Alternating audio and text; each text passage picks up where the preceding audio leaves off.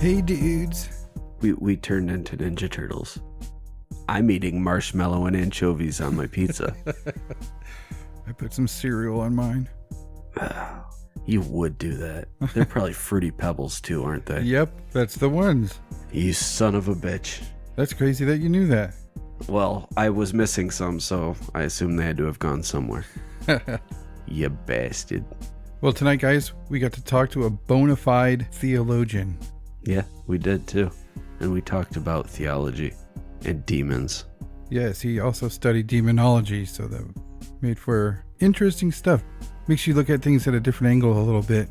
Yeah, so if you wanted to ever know about the apocrypha that was taken out of the Bible, or the different stages of demonic possession, or maybe some theories about demonic possession, or maybe just wanted to hear my sexy voice, then please continue and listen, because all of those things happen in this episode. This is the episode for you. So if you like the episode, make sure you check out John's podcast and go like him on Facebook and email him all of the nice things. All of them. Every single one of them. We'll put all the links for everything where you can find him in the show notes. Yep. And his website, all that good stuff. Yeah. And if we don't put them in the show notes, then please fling stinky cheese at Aldo. Yep. That'll show us.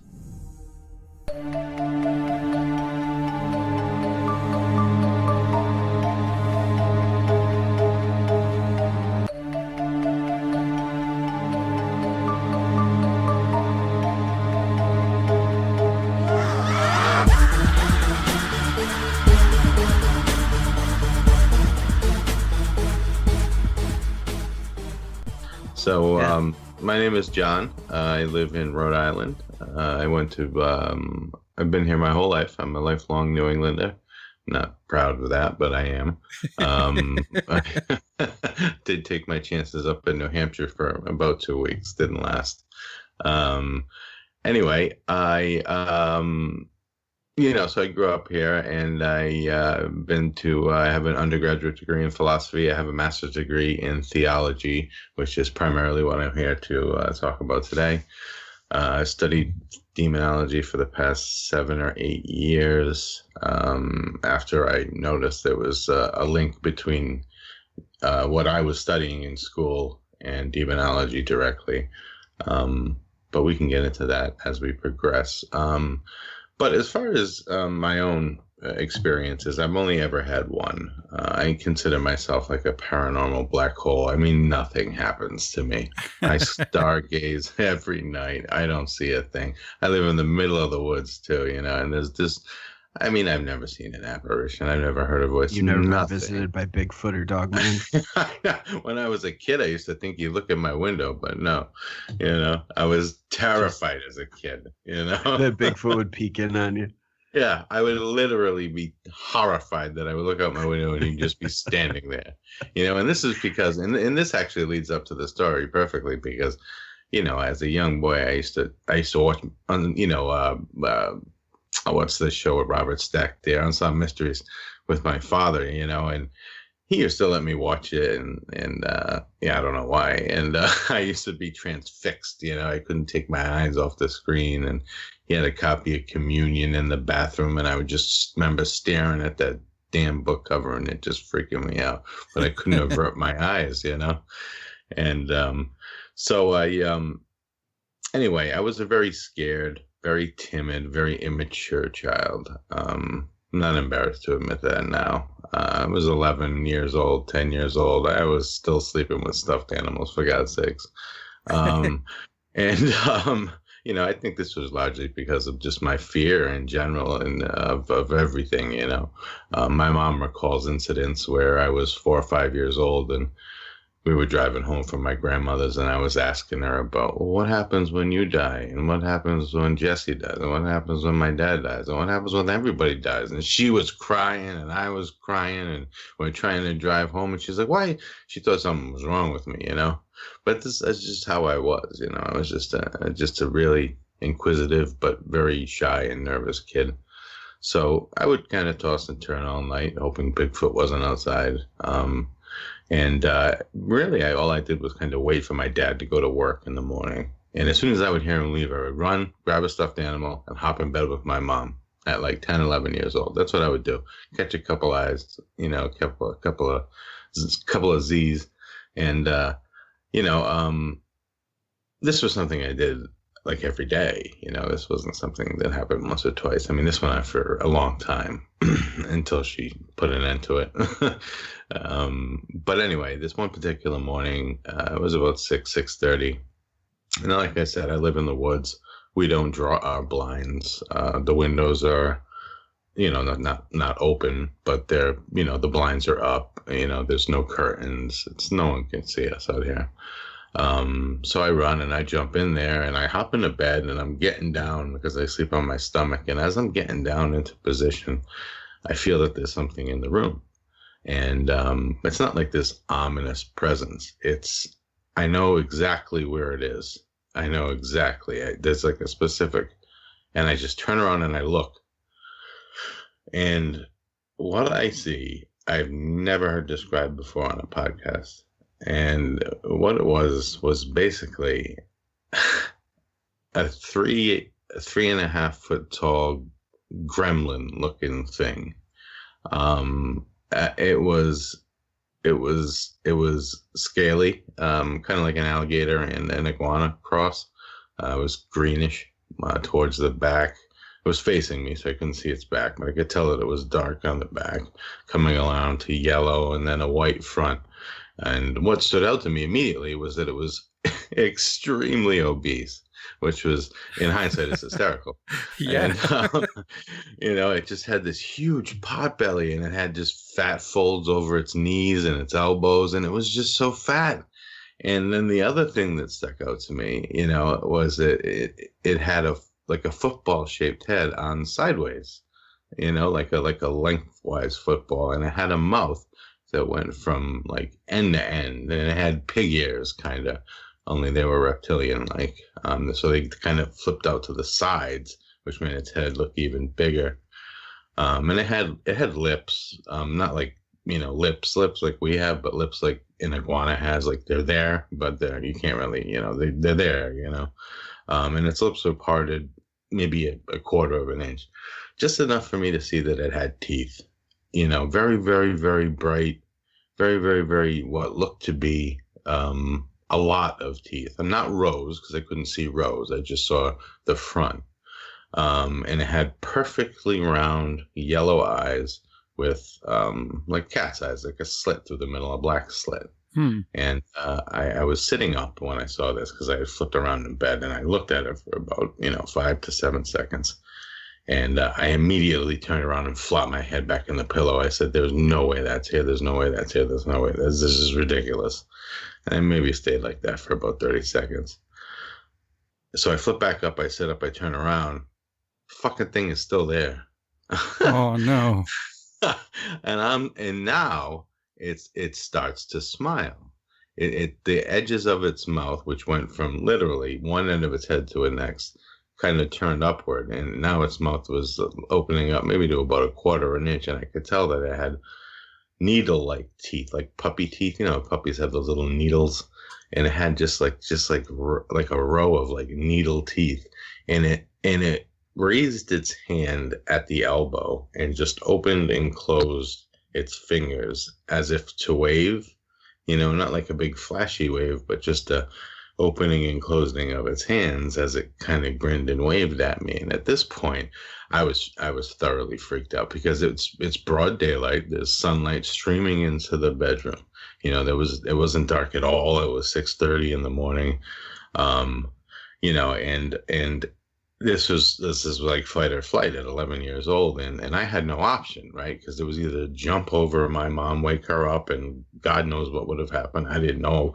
For all intents and purposes, this thing was in the room with me, and and then the other option was for me to go in front of it to get out the door, because there was no other way for me to go out the door, either jump over the bed or go in front of it. And I wasn't about to do that.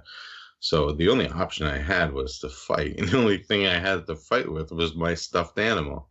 So I just remember hauling off and chucking the stuffed animal at it as hard as I could. And you know, when you, maybe this is just me, but whenever I throw something like a football or a baseball or something, I take my eyes off the target for like 1/32 of a second, you know, just to see the ball release from my hand to make sure that it's heading in the right trajectory. And in that, you know, 1/32 literal split second, it vanished and the alligator hit the wall, and that was it. I've never seen anything since.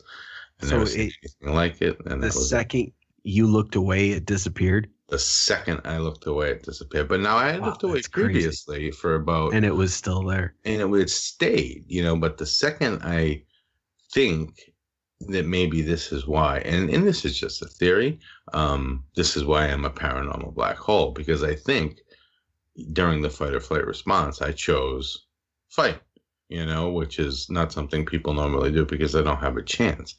But I had no option. I was 11 years old. I was scared, and I just chucked something at this thing, which was, I guess, my way of saying, like, you know, get the fuck out of here. You know, you're not welcome here. Yeah, it just in a wink of an eye, you know, and I didn't see it blink out of existence or anything like that. I just took my eyes off it for a literal, you know, 1/32 of a second, and it was gone. Wow, in broad daylight, huh? Broad daylight. I mean, it was as real as, you know, everything around me right now. Wow. Let me ask you this. Are you sure that it wasn't a barn owl? I'm pretty sure. Because I mean, the last time I heard someone report seeing a gremlin was the Hopkinsville Goblins, and from what I've come to learn, they were barn owls. So really? I just got to make sure. Well, yeah, if you listen to what Joe Nickel says, they were barn owls that were attacking the people. Does he really say that they were barn owls? Yeah, absolutely. That's why I think that's why I blame everything on barn owls, because everything is barn owls. Everything is related to everything. Barn owls. It's all barn owls. And sandhill cranes. No, the sandhill cranes are really just barn owls in disguise. Yeah. I mean, it's funny because I mean, you know, obviously I know I live, you know, in the woods, and there are barn owls, which is hysterical, but you know, it was just the trippiest thing, man. And what it did was it led me down this path of knowledge, which is really the whole point of this. I was just like, after that, I was like on this quest for, you know, what the hell is out there? What else is out there? And I think I got my first job when I was 14. And I started just buying books on the paranormal. And when I got my first credit card, I remember buying books, you know, out of the quote unquote new age section back when they had bookstores. Yeah, they're still in the new age section. Yeah, right.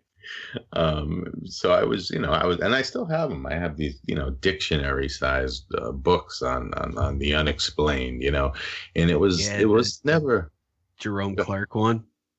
I don't have that one. I don't. Oh, it just says unexplained with an exclamation mark. That was one of the earlier ones that I got. I fucking love that book so much. But it's like a big encyclopedia. Yeah, was it like bluish? I think it was purple. Yes. Okay, I have it. I think that's the one I have, Mike. Yeah, it's so awesome. And it's huge. Yeah.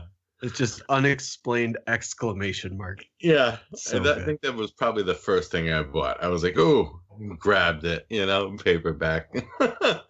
And, it wasn't so much like, the Loch Ness Monster and Bigfoot. I wasn't into that stuff. I was into the one-offs because that's what I had seen. So I was all about, Spring-Heeled Jack and nice. The Dog for Demon and, Entombed Animals and Objects Falling from the Sky.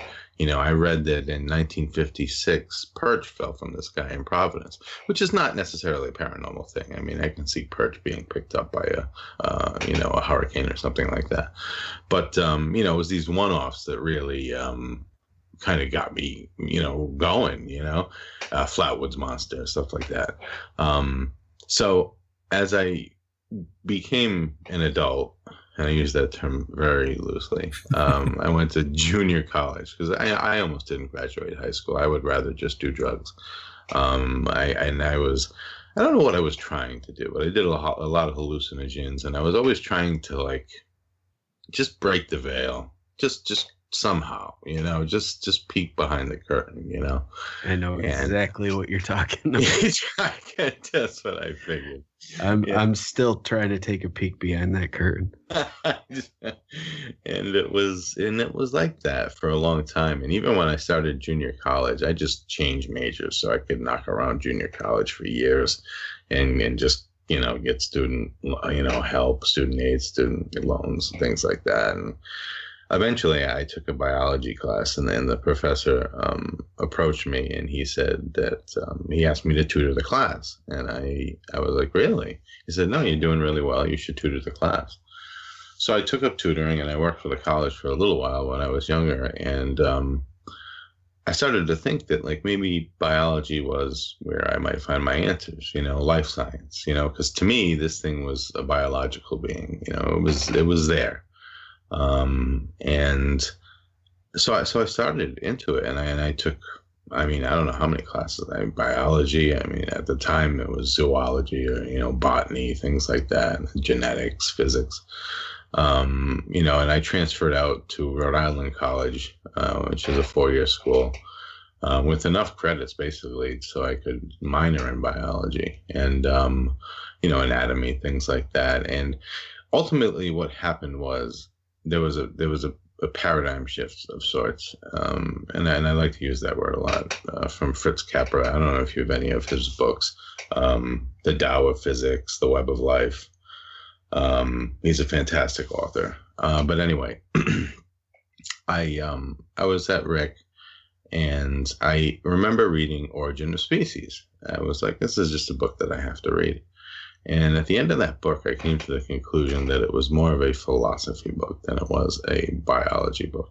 Now, it certainly was a biology book. It was, he was doing experiments. He was doing his thing with the finches. He was talking about, biological fitness and things like that. But, Darwin was, by all accounts, a Christian, and, he was a philosopher, really. That's why the highest degree you can earn today is a philosopher's doctorate.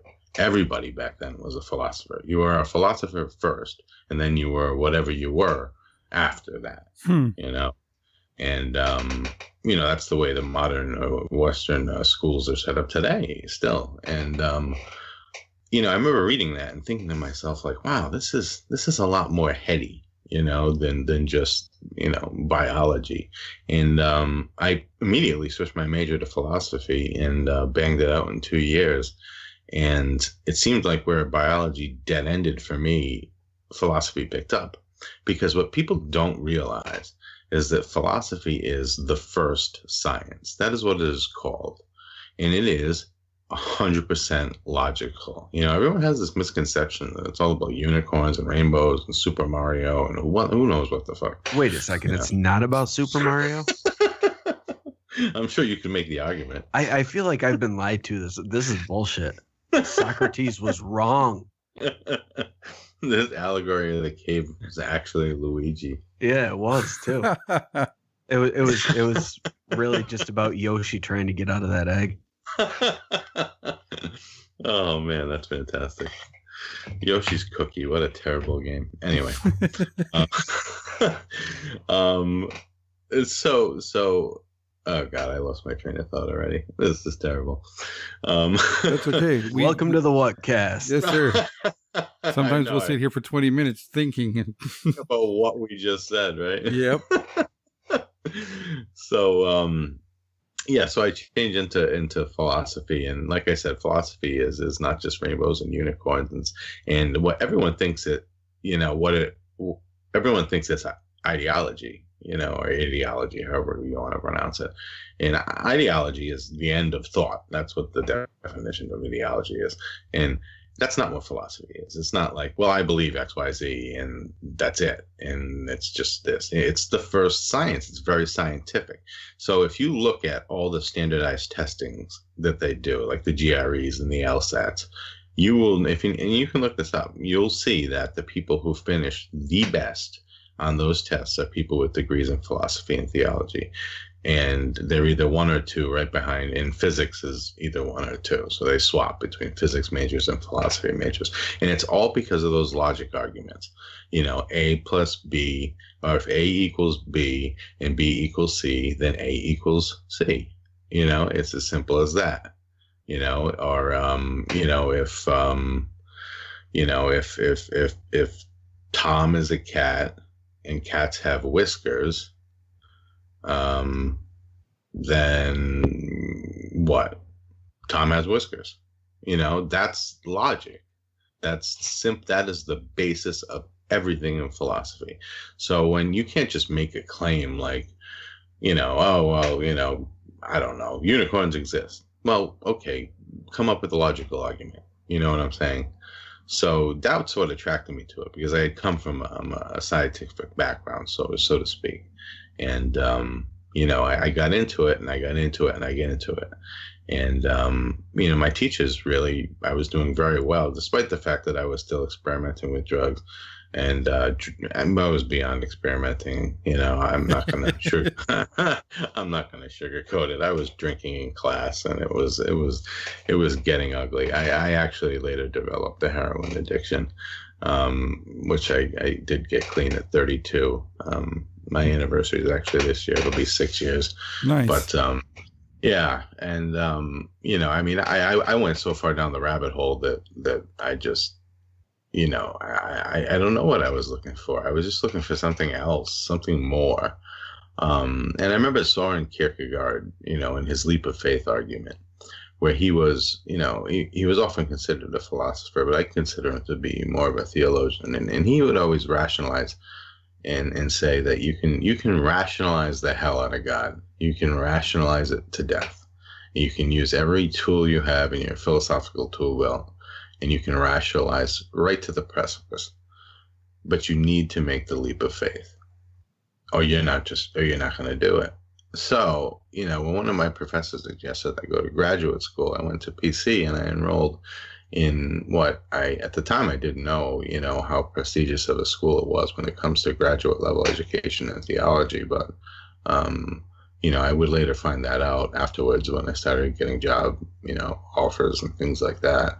But, when I went into theology, I learned that theology, after philosophy being the first science, theology is what they call the sacred science. So there again, you have the word science, and you have things based on logic, which is weird because when you read the Bible, nothing in the Bible is based on logic, right? I mean, it's just so, when you hear, whenever I hear shows and when I hear biblical scholars talk, it frustrates the hell out of me, and because they're looking at a book, one particular book, and they're looking at just a piece of a book as far as I'm concerned. The whole book, the Vulgate, that's the whole book. And if it was never cut apart during the various, councils and things like that, and things weren't made apocrypha and whatnot, they're looking at a particular book that has been chopped to bits over 2000s of years, and they're analyzing it piece by piece. And that to me is just, asinine, considering how many times it's been translated into how many different languages. I mean, you're talking Latin, Aramaic, Coptic, Greek, Hebrew, and so much gets lost in translation. It's amazing that people invest their times and their money into a degree like biblical studies. But, as a theologian, you get to read things like Thomas Aquinas' Summa Theologica. You get to read things like St. Augustine's City of God. And St. Augustine said, quote, and he's a venerated saint, that the Bible is 98% allegorical. He said that, Wow. And, and that's to me where I kind of come from when I approach my faith and what I do and how I talk about this stuff. And that's really how I came full circle, and I ended up studying when it came to the end, I had taken so many classes in moral theology that's kind of what I was, kind of not, it wasn't a degree in moral theology. It was a master's degree in theology, but it was more or less a focus on moral theology. And I would later learn that moral theology falls under the realm of spiritual theology, which is the same realm under which demonology falls. And, there's a reason for that. And once I found that out, I started to get more and more into demonology. And not saying what I saw was a demon, although it could have possibly been, in disguise. But, just the rabbit holes you can get down. And, demonology led me to the apocrypha. It led me to the Vulgate. It led me to the Book of Enoch, the Book of Jubilees, and all these wonderful books that should be read, and digested and thought about. And they should be read in the context of canon. They really should, in my opinion. It's like if you just take a book on its own, like the Book of Enoch, and you read it on its own, it's great read. Yeah. But if you take part of canon, it makes a lot more sense, because at one time it was canon. It was in the Bible, wasn't it? It's one of the books they took out. Right. They all were, right? So the Book of Enoch, the Book of, the Gospel of Mary Magdalene. There was Thomas. Yeah, Gospel of Thomas, Jesus' brother, right? John. Yeah, Or and James, right. And the Book of Jubilees, and they took them out at different times. And I think the first council was the Council of Nicaea 325. And that's when they started pulling these things out. So the only thing that exists wasn't now, it even before that though? Like when the Gnostics and the Pauline sect were kind of at odds. yes. Wasn't that before Nicaea? Yeah. So before Nicaea, you had the Gnostics, you had the Marianites, you had a lot of different types of groups of so-called Christians. And the reason why that was because you would have, people who are Jewish that would, like, say, go to church on Sunday. And then you would have people that would identify as Catholic, but they would, still practice Jewish tradition, so they had all these different branches of, Christianity at the time, they're like there is now today branches in Catholicism, because, I consider everything that's not Catholicism to be, Christian, so back then there were these derivatives, right?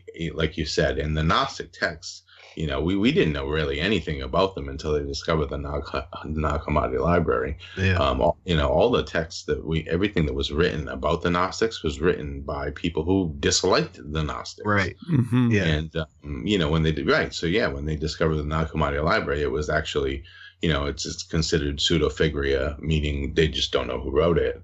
And it was written by Gnostics, and it was all about. And isn't it true that the texts that were found there are older than any biblical texts that we have found up to that point?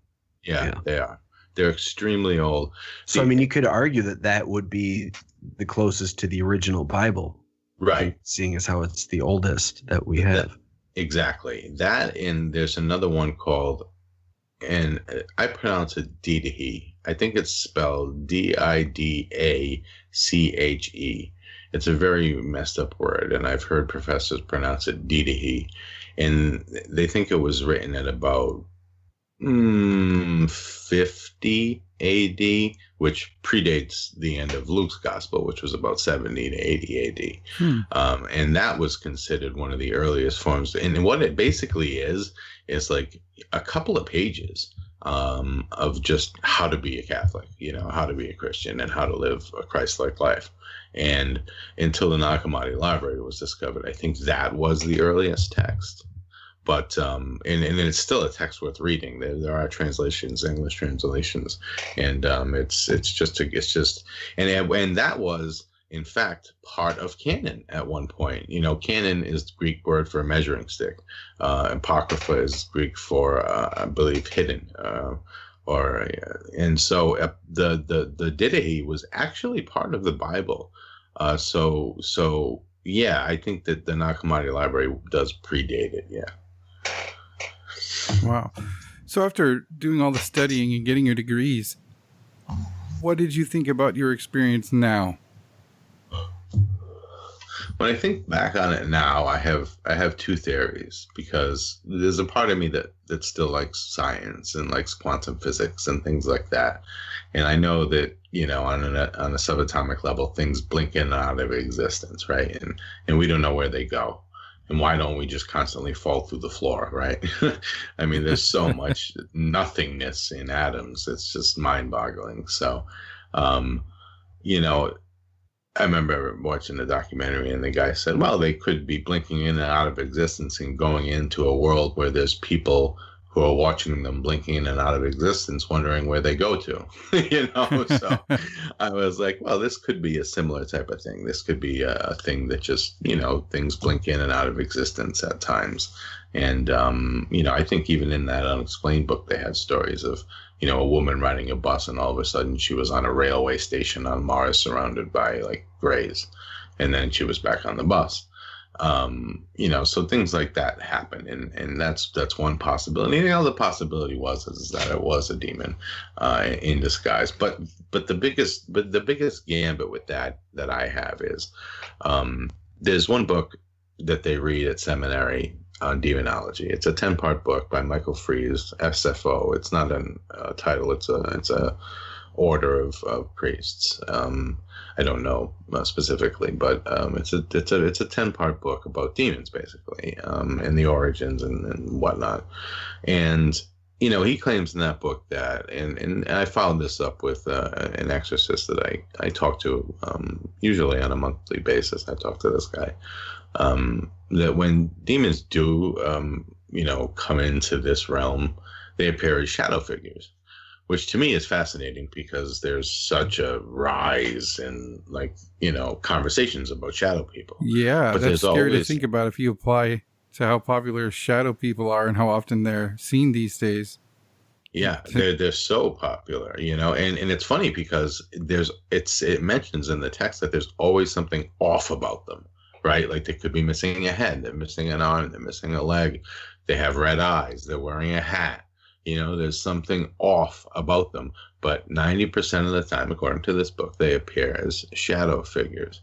So when I described this thing that I had seen to the exorcist, he advised me to look into the local town where I live, any people around the area who practiced witchcraft or, any type of things like that, or, could summon certain things. So I don't know. He didn't tell me if he believed it was a demon or not. I did tell him I live next to a historical cemetery. He told me to go find out who was buried there and try to find out their lineage, which I've been working on. But he never said explicitly, I think that was a demonic encounter, and that's kind of what I was looking for from him. And he never said that. So to this day, I really have no fucking idea what I saw. Yeah, it's strange that it appeared that way. I mean, it's obviously not a ghost, right? Ghosts don't appear as little lizardly demons, gargoyle type maybe thing. Not, it could have been the Queen of England for all I know. In a true form. Do you think its appearance is why your mind kind of leans towards demon, or that phrase even comes into the discussion? Yeah, I think it's my education that does that. I think because I've just learned so much about demonology over the years that I don't know. I think that just maybe that's where my mind goes. It is interesting that, there's been rituals for demon removal in almost like every culture since the beginning of time. It seems like that it's something people have been dealing with forever. Yeah. Is Mike still with us? Yes, Mike. I am. Okay. Yeah, I'm still here. Being awfully quiet tonight, Mike. Anyway, yeah. So, Catholic. I can trace the Catholic lineage back about 10 to 12,000 years to the Tigris-Euphrates River Valley, back when we were Akkadians. And all Akkadians eventually turned out to be either Muslims, Jews, or Christians, Catholics.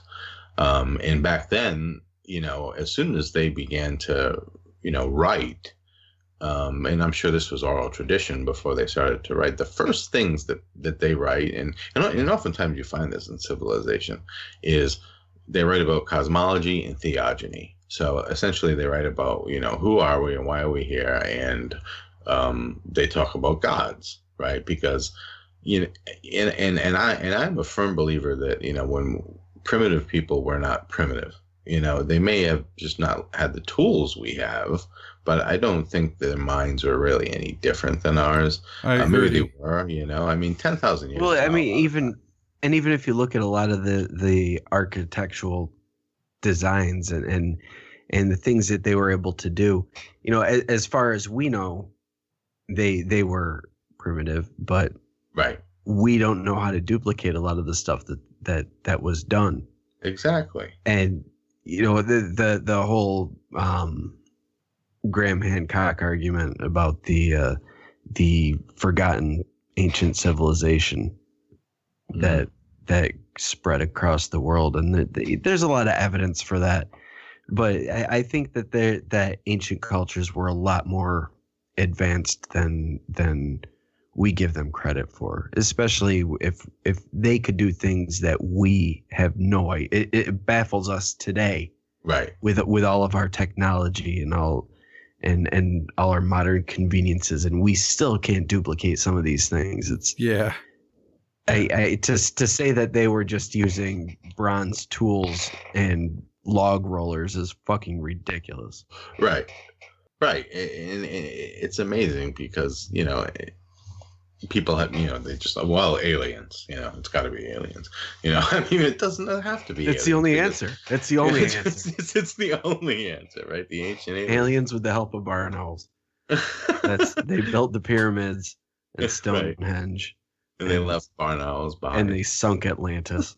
They're the Watchers. They're here. Those goddamn aliens. The Watchers, right? Yeah, but I agree. 10,000 years doesn't. I mean, evolutionary wise, that's not enough time to change a brain. And they wrote about theogony, which is a family tree of the gods. So if I didn't. I don't know, when I pick up my mouse and I move it to the other side of the table, it takes my brain, and we'll talk about Rene Descartes a little bit, who I'm sure you're familiar with. This is where he comes up with his whole idea of mind-body dualism and how the brain occupies space in the physical world in your skull, and how the mind occupies physical space in the metaphysical space in the metaphysical world. So your mind actually takes up space in the metaphysical world. So, for me to pick up an object and move it, and for someone to see the sun move across the sky, they may think, well, something's moving it. You know what I'm saying? That doesn't mean they're primitive. It just means that they're using their mind, and they start to write about gods. And I'm sure there were unexplained things going on back then, just as there are today. And they wonder why, and they attribute them to certain things. And, it makes me think that a lot of the paranormal stuff that we consider paranormal or supernatural is just part of the natural world, because if you can see it repeated over and over again in myth, in religious texts, even in the Bible.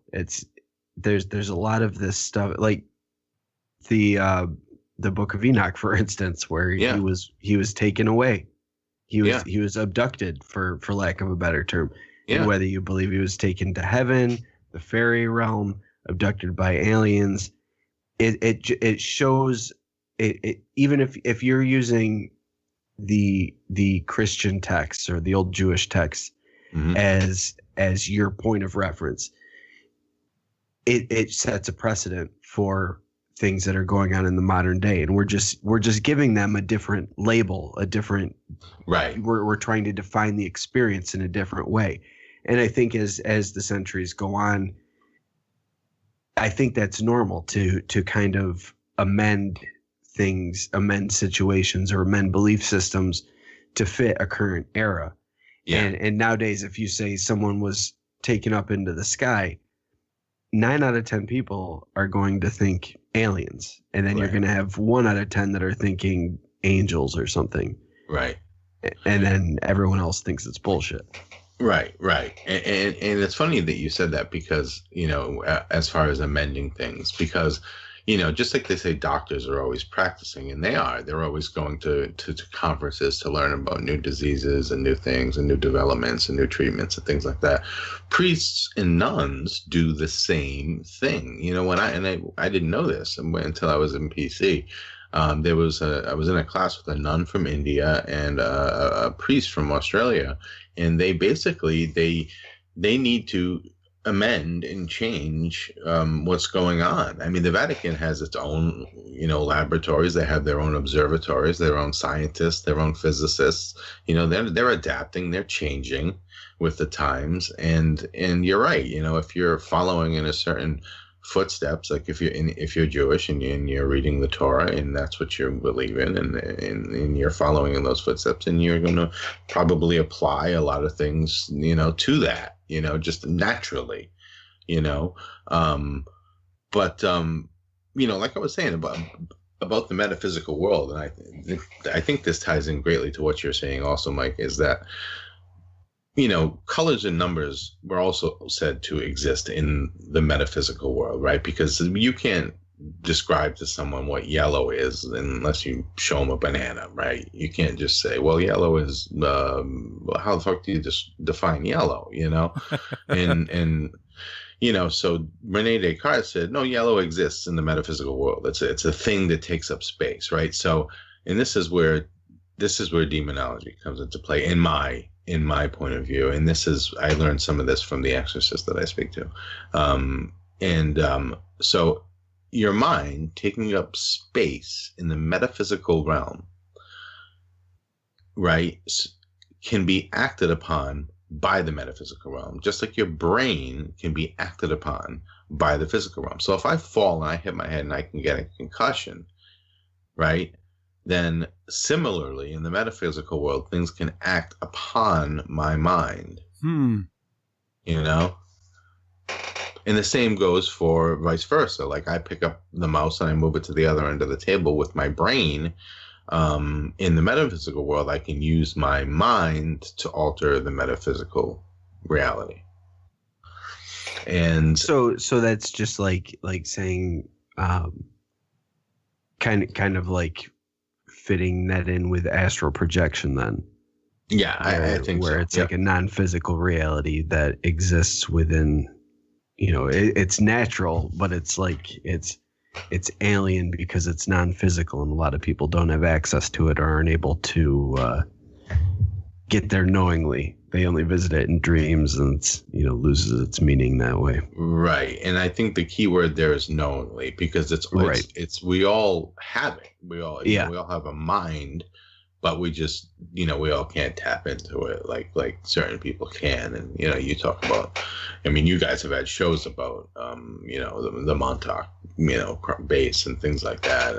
And some of the crazy shit that supposedly went on there in astral projection, and lucid dreaming and certainly things like that. And I think, that's why I was, tripping my ass off when I was in high school, because I was trying to get to this other side, this other Pierce dimension. the veil, so to speak. Yeah, exactly. I want to see behind the curtain. I want to see the smoke and mirrors. I want to see the wizard, and, for lack of a better term, going about this academically was the way that I could do it physically, So I never consider myself and I said this in the email, I'm not an expert, just because I have a master's degree in theology.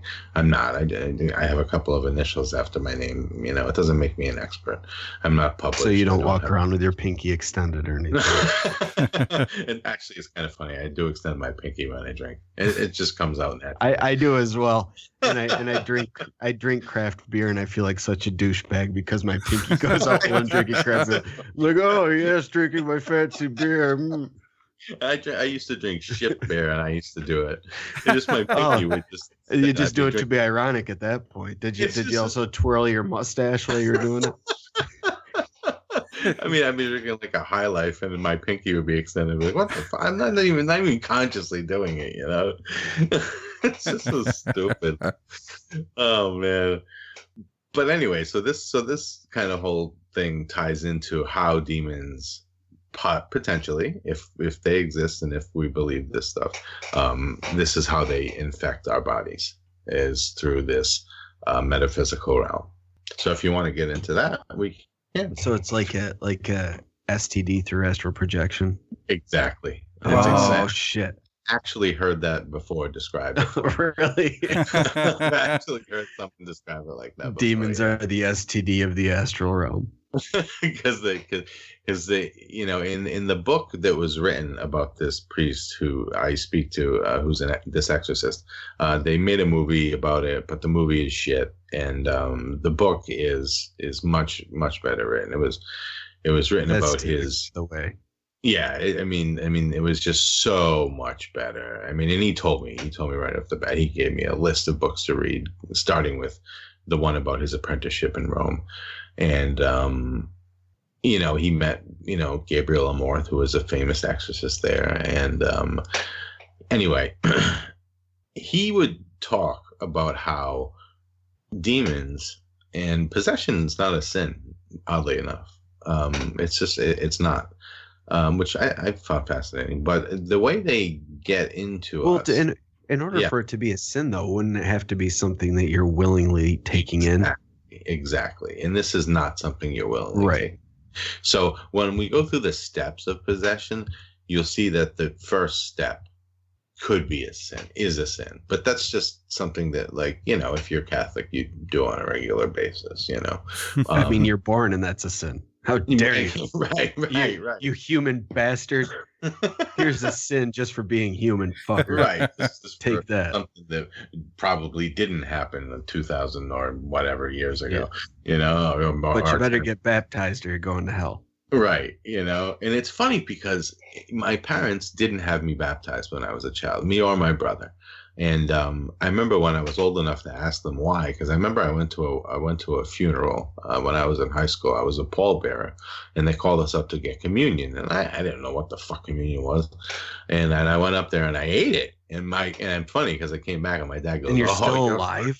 He goes, "You're fucked." I said, Why? He says, "You can't do that. You've never been baptized," and he was joking, of course, and I'm realizing now too that that's also bullshit, and I was like, I wasn't baptized, and he goes, no, your mother and I never had you baptized because we wanted you to grow up and find your own way, and I just think it's hilarious to me that after 37 years that I go to the biggest fucking religion there is, and it's like I can pick anything I want, and I can, and a lot of people from the West love to stray east because it's exotic, and I did for a while. I was very into Taoism. I loved Lao Tzu, and the idea that he just rode a horse off into the desert because he was done with mankind and they didn't understand him, and in the Tao Te Ching and the I Ching and Shintoism, I loved Eastern theology, but ultimately when it came down to it, and it could have been because I was at PC, and I was studying logical arguments about God, and I became a damn Catholic after 37 years, and I got baptized this year. I actually got baptized. Oh wow! Yeah, which is crazy, and it's just funny, So, but anyway, so it's said, right, the demons, these STDs of the metaphysical world, right? They connect to us through a pipeline, right? So when someone's possessed, the demon isn't actually in them. That's a huge misconception right off the bat. Everyone thinks that the demon is in them, and it's not. It's simply connected to their metaphysical mind.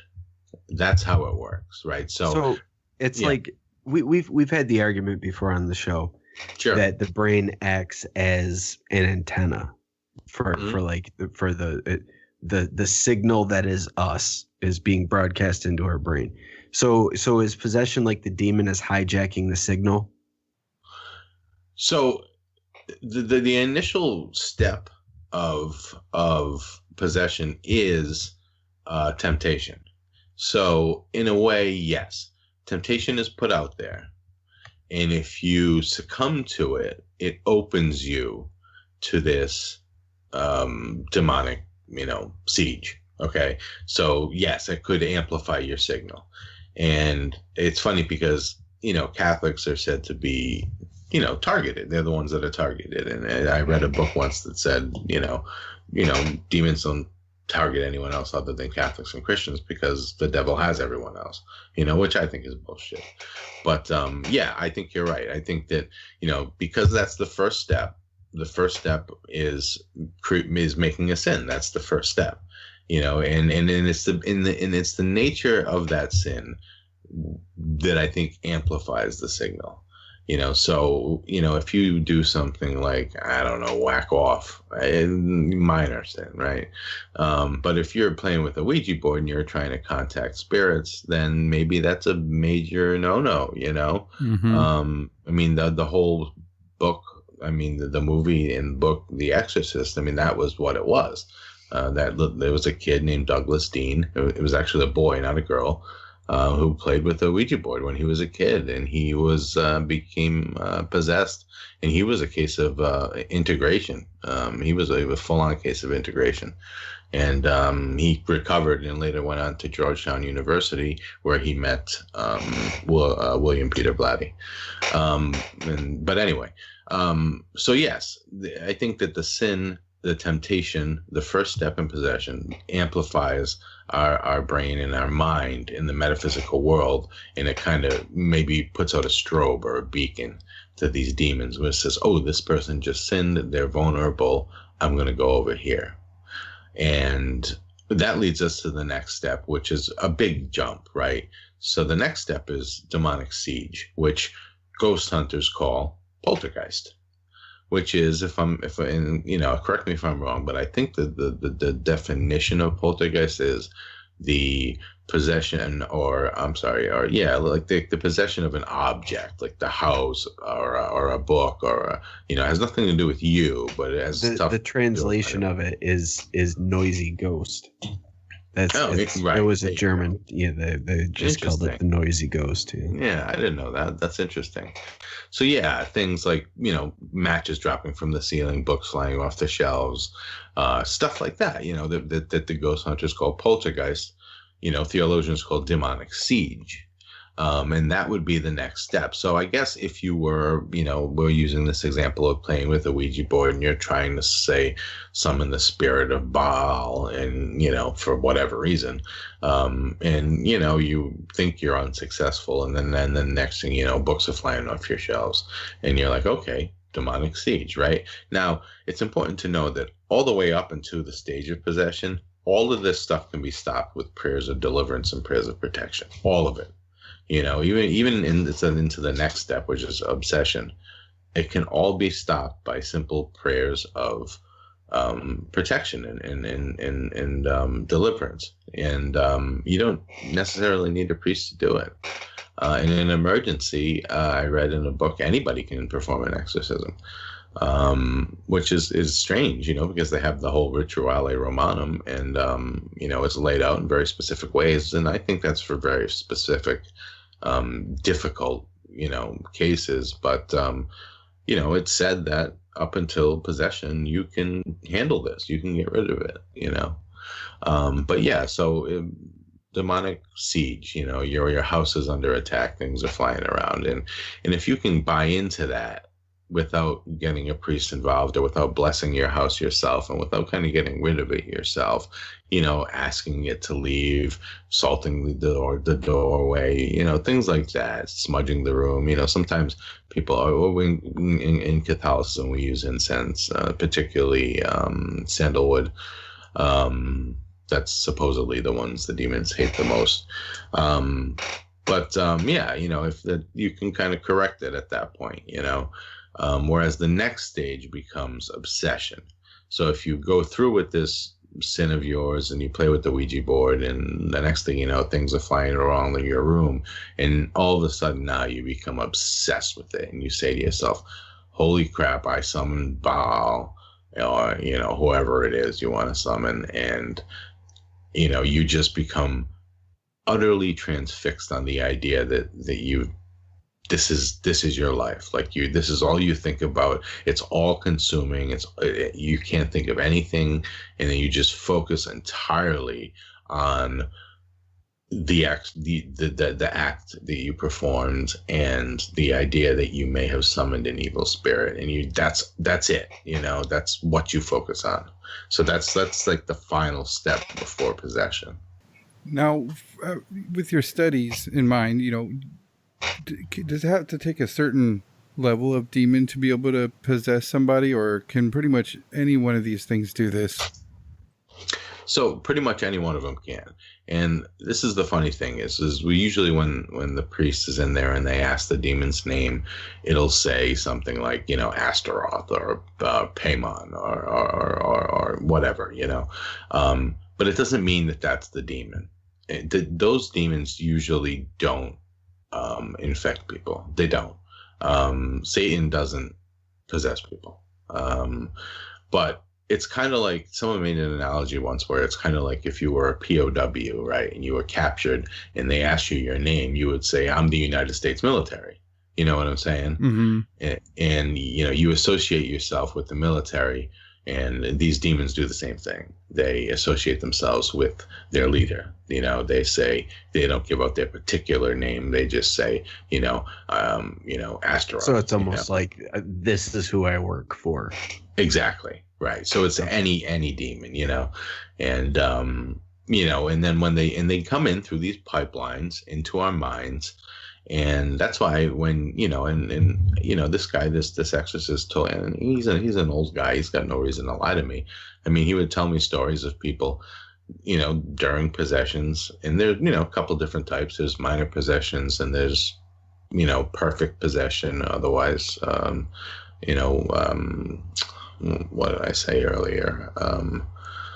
I can't remember the name. I just said it. But anyway, perfect possession. There's different levels of possession, but integration. I'm sorry. And he's seen people throw up nails. Okay, so he's seen this with his eyes. Wow. And I asked him. I said, okay. I said, first of all, that would kill you. I said, explain this to me. And he explained it to me. He said, well, it's a pipeline. He said, think of it like this. He said, the needles aren't in their stomach. He said, they manifest in their mouth and they come out. That's what happens. There's nothing in their stomach. They may feel the pain of the needles. They may feel everything, because the demon's in your mind. And if he's in your mind, he can do whatever he wants, and, he saw a toad come out of some woman's mouth once. One of his more disgusting stories was this woman who threw up literally buckets of human semen. It's like, what the fuck? Not a good time. I'll take the frog, please. Yeah, right. I'd rather have a frog come out of me than that. Than buckets of human semen. I mean, depends where the frog's coming out of, I think. I'd rather have it come out of anywhere than that. Oh, man. This is going to get weird fast. It usually does. But basically, he said, yeah, it's just a pipeline, and then they infect us through that pipeline, similar to, an STD, right? And so it leads to possession, and, integration is the highest form of possession, and that's the goal. That is the goal, integration and death, because that will claim your soul for, the devils. And it's interesting because I don't think, as a Dominican Catholic, we don't believe in the fiery hell of Dante's Inferno. We just believe in the absence of God. The hell would just be the absence of God, which, if you are a loving Catholic, then that would suck. That would be hell, and, for whatever reason, these demons want to kill you, and, the only cure for integration, the only cure when it gets to the point of possession, those prayers of deliverance and protection no longer work. You need to call in an exorcist, and they bring in doctors, they bring in psychiatrists, psychologists, and then the Vatican brings in their own doctors, psychiatrists, and psychologists. So they double test these people before they do anything, because one of the things they're afraid of the most is doing an exorcism on someone who doesn't need one. They're really afraid of that. In fact, this guy spoke about that when he came back to the States. His biggest fear was doing an exorcism on someone who didn't need one. Why is that? What would be the result of that? I don't know if it just would be a waste of time, or if it would be, I think what he was afraid of in particular, I can't speak to every exorcist, but I think he was afraid of feeding into their mental illness.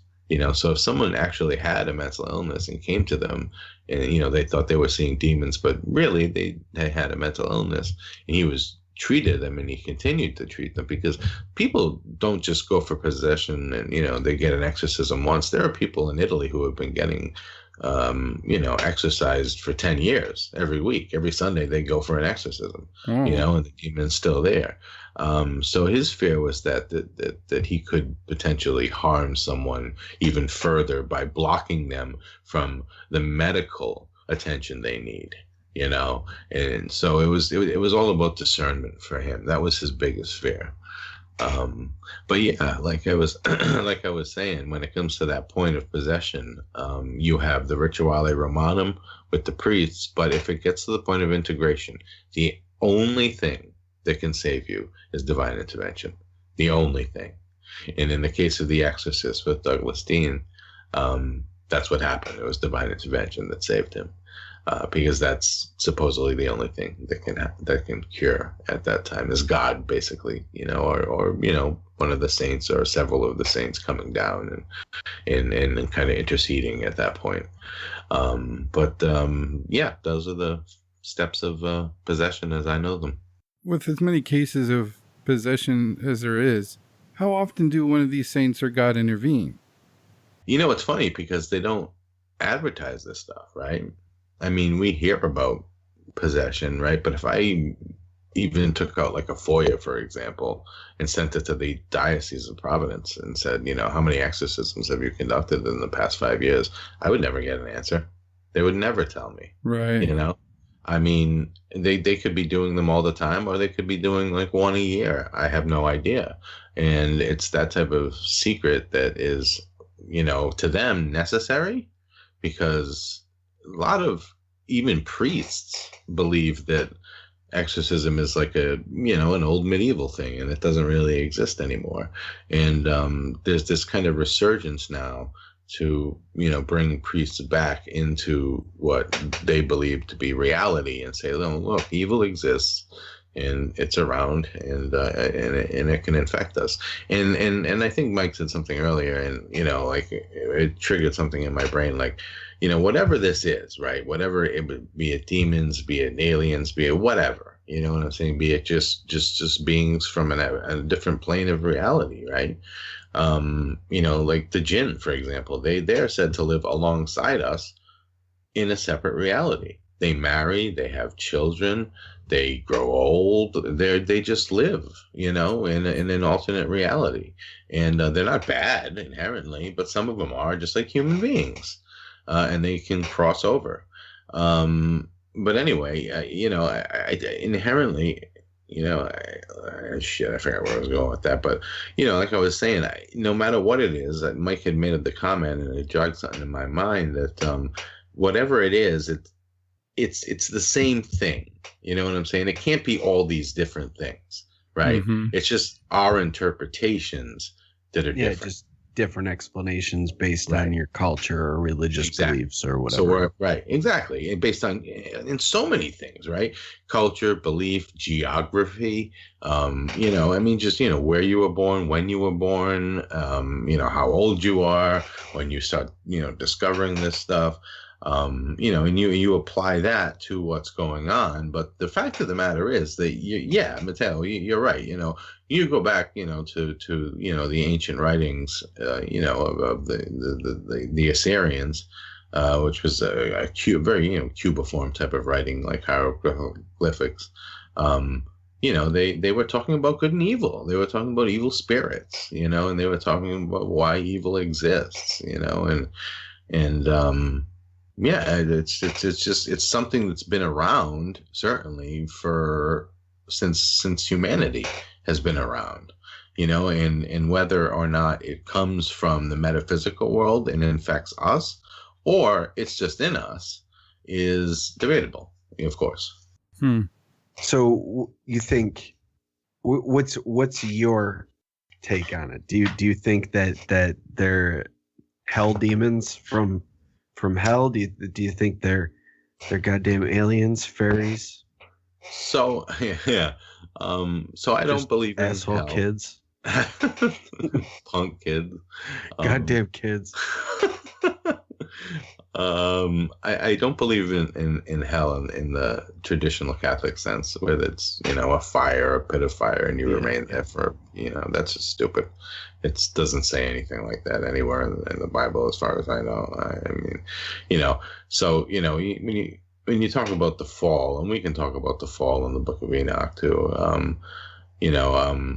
I kind of believe that happened. I kind of believe that I believe that there is a creation to all this. I believe there's an order to all this. Mm-hmm. I don't believe that this just kind of happened. And when it comes to demonology, I guess because of my faith that I tend to believe that there are demons. Yeah, I tend to believe that they exist. I tend to believe that, Satan, was, he was banished, but the whole story is all fucked up. See, this is the thing, is that, and why I believe what I believe isn't, because of the stories maybe other people have heard. See, Satan wasn't bad inherently. He wasn't. He was doing exactly what God told him to do. He was God's prosecuting attorney, So like in Job, he's like, okay, do X, Y, and Z, but don't touch him, And in the Garden of Eden, go tempt Eve. You think the devil just showed up there without God's knowledge? No.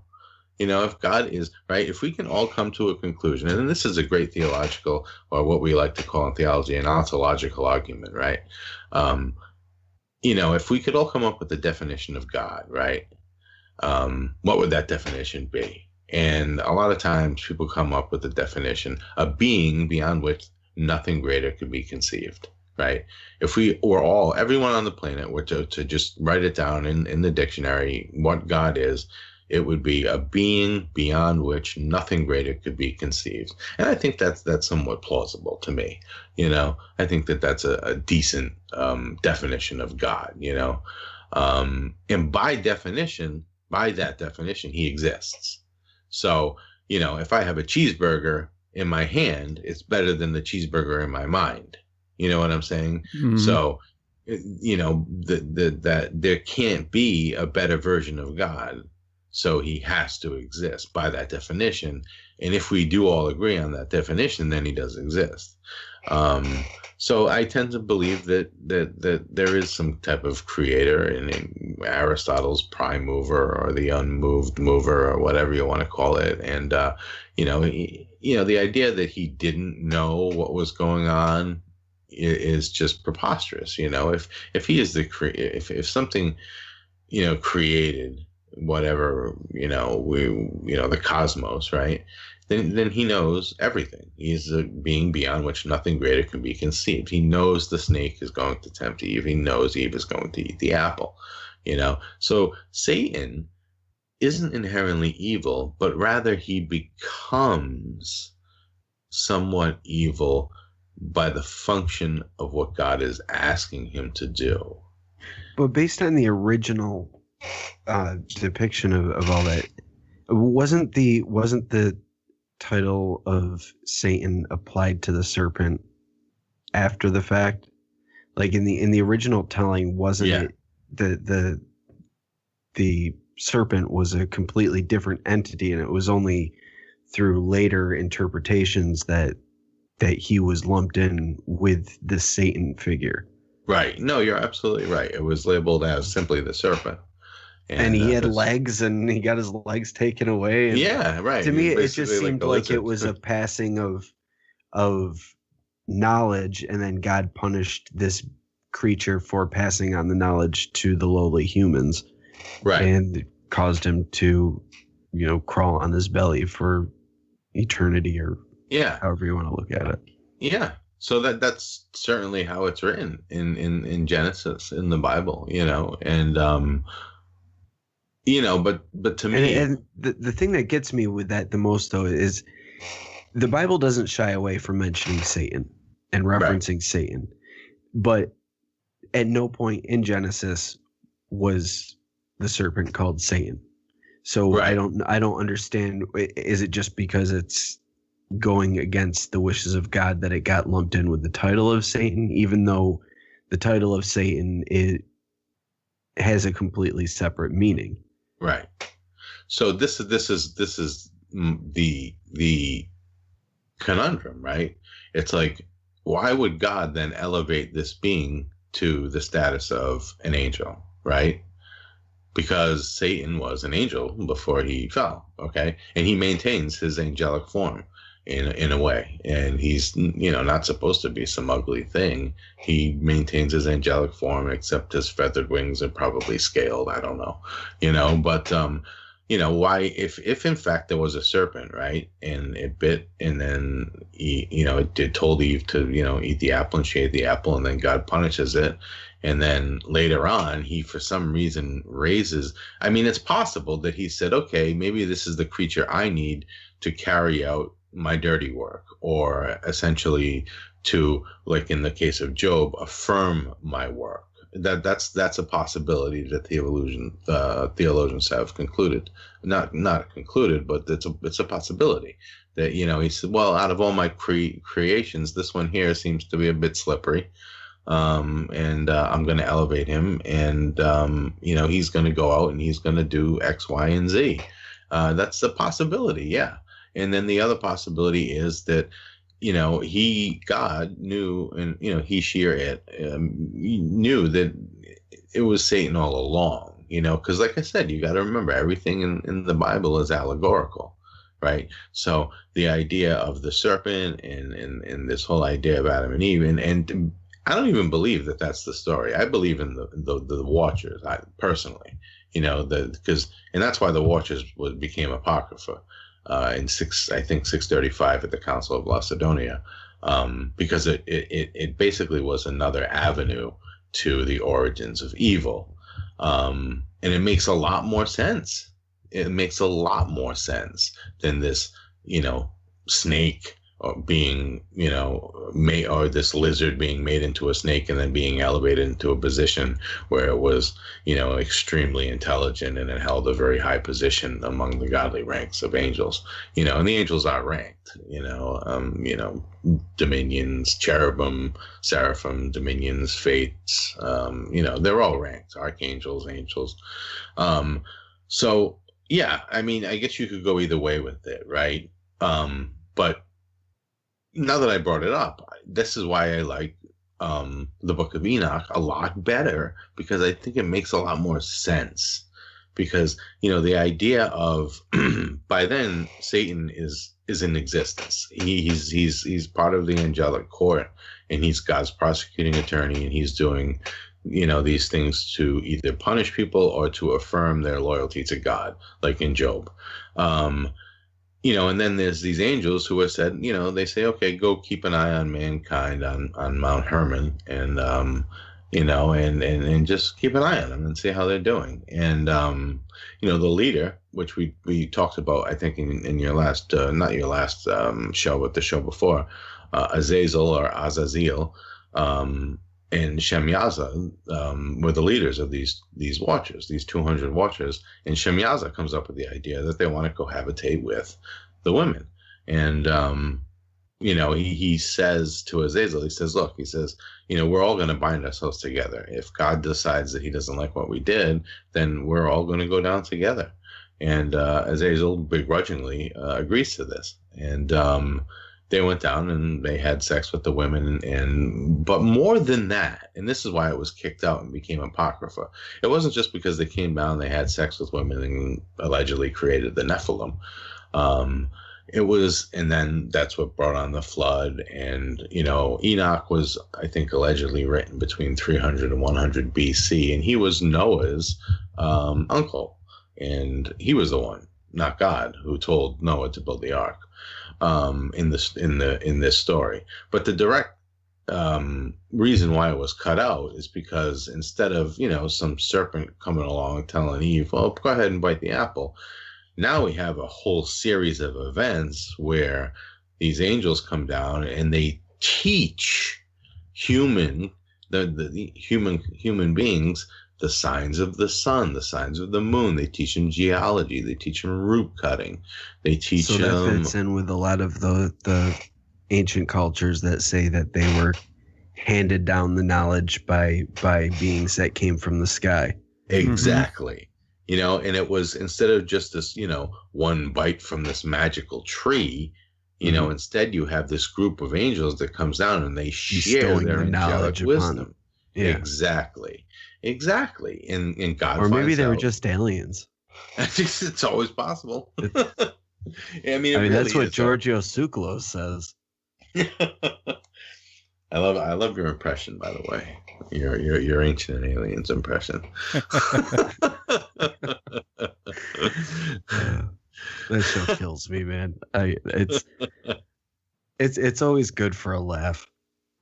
It is. It is. It's funny because my dad watches it sometimes, and he's like, "Hey, John, did you know that the pyramids could have been made by angels?" I'm like, UFOs, and I'm like, yeah, it's possible, and it's also possible that there was a billion slaves in Egypt. Or they had levitation devices. Right. Right. It's like, yeah, to me, it was always like, what's more likely? You have billions and billions and billions of slaves at your disposal, or aliens. Yeah, we don't have any. That's the weirdest thing, is that we don't have any written record. Like, we've got extensive records from Egypt. We know a lot of shit about Egypt based on the records that they kept. But you're telling me there is no records of how the pyramids were built? Like, that's fucked up. It is fucked up. And we don't have records stating that they kept mass amounts of slaves either, big enough slaves enough to do that. Yeah, let alone support Exodus either. Right, exactly. There's no, but what, I don't, the pyramids blow my mind, because it just seems to me like they're older than what we know. Because if it was in the dynastic period, we would have the texts. We would have, there would be something showing how they were built, or the fact that they were being built. I mean, that's a good point, Mike. That's size and scale. It's enormous. It's obviously a huge historical event, and there's no documents. Yeah, if we don't have documents from Egypt about the building of the pyramids, just think about the other people who wrote or would have wrote about the pyramids. They're building this giant fucking thing over here. There's nothing. Right. Even some of the slaves you think would have kept journals, right? Oh, today I helped hump a 5,000-ton log. You know what I'm saying? There would have been a lot of material written down, and the fact that there's not is pretty wily. And yeah, did they have help from UFOs or angels? I don't know. It certainly sounds like they had help. It certainly does. And it sounds like they more or less tried to describe that in their hieroglyphics more than anything else, with the drawings and such. Mm-hmm. But yeah, I agree with you 100% on that. It's a total fucking mystery. But back to the watchers, like I had said, Mount Hermon, which is modern day Syria, I believe. they came and they taught them knowledge, which to me is a lot more, realistic.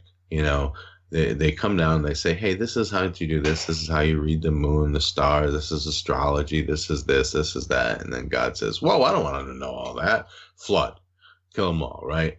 And it didn't. There's evidence in the Bible that some of the Nephilim existed beyond the flood. And I don't know if they still exist today, but I mean, certainly there have been sightings allegedly.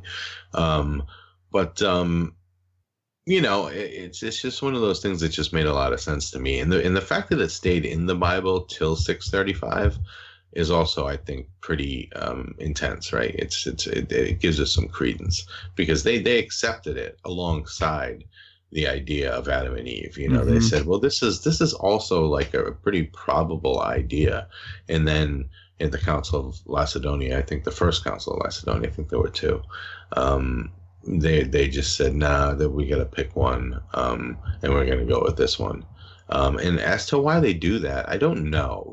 I don't know if it's just a matter of text, like, this was written first. I don't know a matter of authorship, because, like I said, the Book of Enoch is pseudo-figure. We don't know who wrote it. But then again, Genesis, 625, you're thinking it's, probably the verbatim word of God, or, it's divinely inspired. Nothing in the Bible is the verb, other than the Lord's Prayer, which allegedly came out of Christ's mouth. Nothing in the Bible is the verbatim word of God. Nothing. It's all just divinely inspired stuff.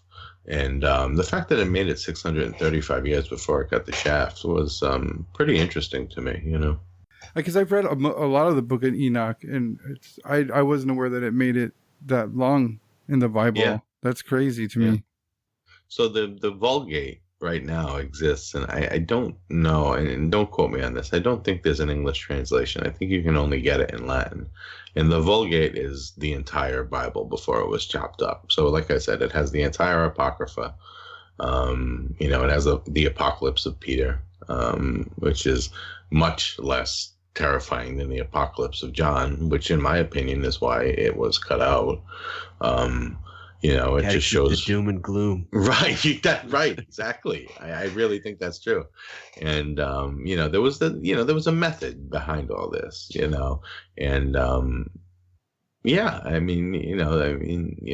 to preserve, Jesus having a twin brother, my God, that can't be right. Well, give me a break. Okay. Joseph is like, probably 30. Mary is probably like, I don't know, 16. Of course they had other kids. You know what I'm saying? No, she was a virgin forever. Right. Forever. Right. The greatest woman ever. No matter what. Joseph was just sucked at Joseph was literally a saint. Right. He should have been. He's a patient man. Right. He marries this woman. He's, nah, you're never gonna get laid. I kind of like her. You're never gonna get laid. Well, we're gonna have the Son of God. Well, that's cool. All right. Well, I'll go along with it. But I can also see like, yeah, the whole idea of the virgin birth. Take it or leave it. But afterwards, there's no record of her not having children, and not having a brother for Jesus and things like that. There is reference in the Bible that James is referred to as Jesus's brother. Like, right. I think what of his brother James or something. I can't remember the exact line, but there is a reference to it. But a lot of people argue that they were referring to him as his brother in God. Right. Which is kind of bullshit when out of the other side of your mouth you're saying that Jesus is God. So how are they brothers in God, Right, exactly. When the triune God, right? How can he be the same brother? Right. And I think it was clear. And it's funny too, because a lot of the apocrypha stuff, the different gospels that got booted, there was this one particular, and it wasn't a gospel, but it was just apocrypha, and it showed some of the humor of the time, which I think was hilarious. I think to myself, like, yeah, even during this time, like, people were, laughing and thinking about stuff. Like, there's these great stories of, and of course they got banned from the Bible, right? Because it's Jesus, like where he skipped school, right? And he was down by the riverbank making birds out of clay, by the river. And his father comes upon him and he's like, hey, Jesus, you're supposed to be in school. Why are you here making birds? And then Jesus claps his hands and the clay birds turn into real birds and they fly away. And he goes, what birds? That's great. I'm not familiar with that one. That's awesome. And then there's another story, right? And this is even better because this is just hysterical to me, where there's like, it's like a typical playground bully type thing, right? Where this kid walks by Jesus and bumps elbows with him. And like Jesus just turns around and like looks at him and the kid's neck snaps and he dies. And like the villagers go to Joseph and they're like, hey, your kid is like really fucking things up here. He just killed my son by looking at him. You know what I'm saying? And at one point he he went like evil Superman. Right. And then I guess at one point Jesus went to the house and he touched the kid and the kid's neck unbroke and he came to life again. Sorry, Billy. And I think that shows there was some humor going on, and that's just part of human nature, I think that adds a lot of credibility to, definitely. This is what's going on. Well, what was Jesus like as a teenager? Because we have the infant narrative, and that's really all we have, and then we have his death and crucifixion. But what happened in between? What was he like when he was an adolescent? And he was coming into his own. If he truly was,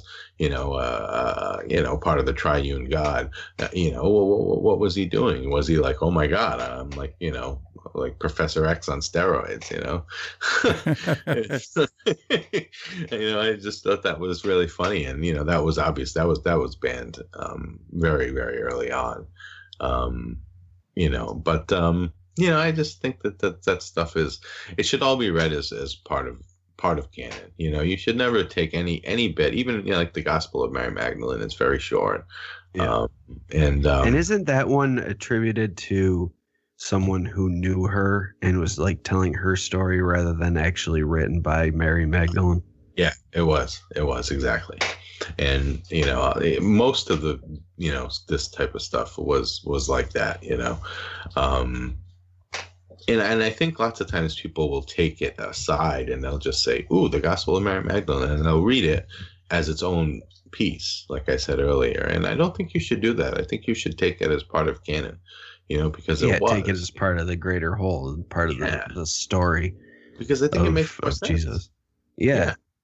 And I mean, even the Apocrypha from the Old Testament, it fills in a lot of, like you were saying with Enoch, how it builds up to the whole flood and everything that happened, instead of just God's like, you know what?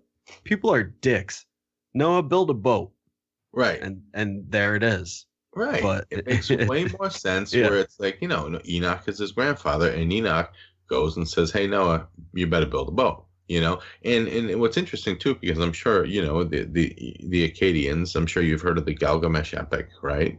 Yeah. And, so the flood story in Gilgamesh, I think it's like on the 11th or the 12th tablet, it talks about a flood. So, and that's not even the only one. The Greek myths talked about the flood. The ancient American natives had myths about a flood.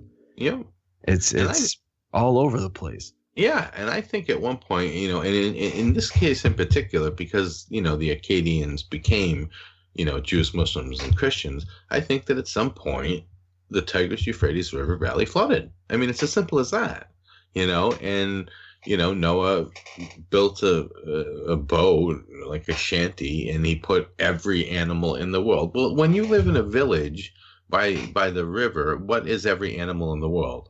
I don't know, a pig, a dog, not even a horse. I mean, a pig, a cow, a couple of chickens, maybe.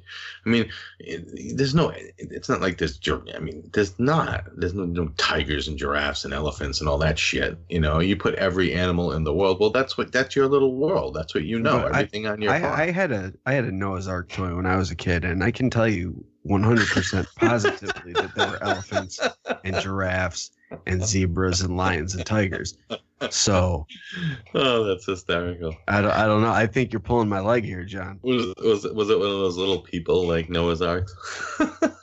No, it was one of those cheap, like, comes in a poly bag. Oh, nice. Yeah. Oh man, I wish it was Playmobil. Playmobil was my favorite toy. But anyway, I wish they made a Playmobil version of Noah's Ark, because it would have been like life size. You know, it would have been. Playmobil was good for that. Build your own Noah's Ark. Right. Your time with nothing but wood, glue, and balsa wood. Right. See if it floats. How many animals can you gather? Oh man. So so anyway, this has been since I graduated, and like I said, I was a heroin addict, and I was actually doing dope while I was in my graduate school, and so when I finished my classes, all I had to do was take my comps. I written my thesis already, and I was just like off and running, right? Because I was like, oh, all I gotta do is take my comps. Easy, I'll do that, in a couple of months. It took me 3 years to do my comps. My diploma sat in like an envelope in a filing cabinet for 3 years before I finally took the exam. Because I just went off and running and just followed my disease, and eventually I got clean, and about 9 months into it I made an appointment to take the test, and it was really intense, because it's a timed exam, and then it's cumulative knowledge on everything you learned while you were there. And like, I hadn't been there, and I was only going part-time when I was, so it was like I hadn't been there in 3 years, and it was 4 years while I was there, so it was like 7 years of knowledge that I had, and basically I made the appointment to take the test, and I went to a coffee shop every day, Monday through Friday, 9 to 5, like it was my job, and I studied, and I went and I aced the test, and ever since then I really haven't been using my degree. I work at a nonprofit, and I teach in the prison, and I do reentry work and stuff like that, but I also do teach at Roger Williams University. And I did actually start my own podcast, which is really fucking hard to do. I don't know how you guys do podcasting. Like it's magic. It literally, to me, it is. I mean, it would be easier if it was magic, I think. I can't get. I don't know how you guys do it. I really don't. Well, why don't we? We're actually getting kind of close on time now. So why don't you tell us what your podcast is, where we can find you, and sure, and all of that good shit. Yeah, so I just started a podcast. There's one episode out right now. I recorded it in the basement. It doesn't have very good audio, but it's there. It's mostly about the account that I shared with you tonight about that little demon creature. Episodes 2 and 3 are coming out at the same time. Because I feel so bad that it's been like, a month since I put out an episode. But you know how it is. We were all over the place when we first started too. We'd go 2 weeks, then put out 2 episodes, and 3 weeks would go by, put out an episode. And it's hard. And I heard it is hard to get on your stride. Yeah, and Mateo mentioned something a while back during, and he said something about how these podcasts and that podcast, and it's all money and it's all bullshit. And I didn't realize how true that was until I started doing this, because there are people out there with podcasts that are like, oh, the part of this network, a part of that network, and I'm just like, fuck that, man. You guys, this is why I love you guys, because you guys have just been going at it like every fucking week for years now, and it's like, we just had a 5-year anniversary. Yeah, I know, that's stupid. Week. That's so stupid to me, It's like, I didn't even know what a podcast was till 2 years ago, and I told Mike this, Mateo, but that you guys were the first podcast I ever subscribed to. Oh wow! Yeah, I didn't know what a podcast was. I thought it was something only NPR did. And then when I was searching for like a podcast that they had recommended, I came across Paranormal Podcast, and I was like, oh my God. I was like, this is unbelievable. And your show was literally your show and 2 other shows. And to right now, I've been on all 3 of those shows. which is just so crazy to me. That's fucking awesome. And but anyway, so I did start a podcast. It's called The Fallen Ones. You can find it. I do have a website. It's www.thefallenonespod.com. You can listen from there. You can also listen from Libsyn directly if you type in The Fallen Ones. I'm on Are you Instagram. on iTunes or anything yet? I am trying, and I just have not been able to figure it out. We can help you with that stuff, dude. Yeah, that would be awesome. I'd really appreciate the help, because in my opener for episode 2, I kind of put out a call for help, and where I'm at the point where I might have to hire someone if I can't figure this out, because I'm not on iTunes yet, but currently you can listen on so I'm on Instagram under the RI Demonological Society, which is separated by underscores. So you can listen through that. Obviously the website, thefallenonesepod.com, that has a direct link to the episodes. Facebook, obviously, simply search the Rhode Island Demonological Society. And every time I post an episode, it immediately gets shared, from my website to Facebook, so you can listen from there. And what I really need, because this is what my, the initial podcast was supposed to be. And I just had a conversation with a good friend of mine who is Muslim last week, and that's what episode 3 is about. We talked a lot about the jinn, and we talked a lot about Muslim theology in general. So what I'm looking for is people who have had experiences with what they think were demonic, entities, or who have been possessed. And I reached out to a few people that I know have been possessed, because their cases have been publicized, but they haven't reached back to me. So I do have an email. It's livedeepnotruth@gmail.com. And that's all those words are separated by periods. So it's live.deep.no.truth@gmail.com.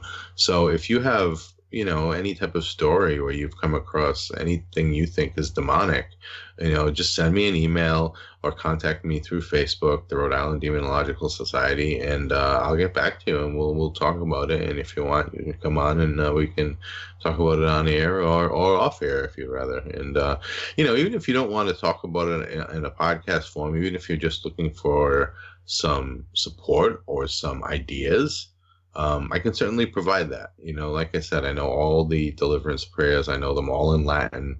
And I know, how you can protect yourself. So if you're just, someone out there who thinks that you might be subjugated to demonic siege or something like that, give me a call or shoot me an email and, talk to me. So that's my contact info. And hopefully you guys will be hearing from me, more in the future as I get this thing off the ground. And, I'd like to get up there someday and be on iTunes and Spotify and, all those other wonderful places that everyone's on. So, yeah. Excellent. Well, thank you for coming on and spending the time with us, and we'll definitely help you get all those things rolling. It's rather easy. Are you kidding me? Yeah, you guys, this is awesome. This was so much fun to talk to you guys. I've been wanting to do this for a long time. I'm so glad you guys had me on. I really appreciate it. You guys have one of the best shows out there. And you do it just the two of you. There's no money, there's no ads, there's no constant interruptions. There's nothing about food being delivered to your house. I mean, it's just, Oh man. Actually, I didn't mention it, but we're actually being sponsored this episode by Blue Apron. So. You done fucked it up for us, John. They're gonna pull it away. God damn it. God damn it. You guys are being I did it. It's my fault. Well, it was sponsored. But you guys are just doing it. I think it's just fantastic. And it's guys like you that inspire me to keep going. So I appreciate that. That's awesome, man. Thank you for such kind words. We appreciate that. Thank you. Thank you, Mateo. We'll definitely have you back on to talk about some more stuff, man. Yeah, anytime, man. You want to just talk horror movies sometime, we can do that too. Yeah, there we go. All right, man. Well, you have a great night. I will, absolutely. You guys take care. Mike, take care of yourself, all right? Yeah, man? You as well. Have a all good right. one. Take care, guys. Thank you for listening to the Whatcast. You can find us on Twitter, Instagram, Facebook, iTunes, and YouTube. Enjoy the podcast. Get yourself a Whatcast t-shirt or a sticker pack. Who was that dude on that one episode? Try the links in Homie's page. All this and more can be found at www.thewhatcasters.com. Thanks again for listening and have a great week.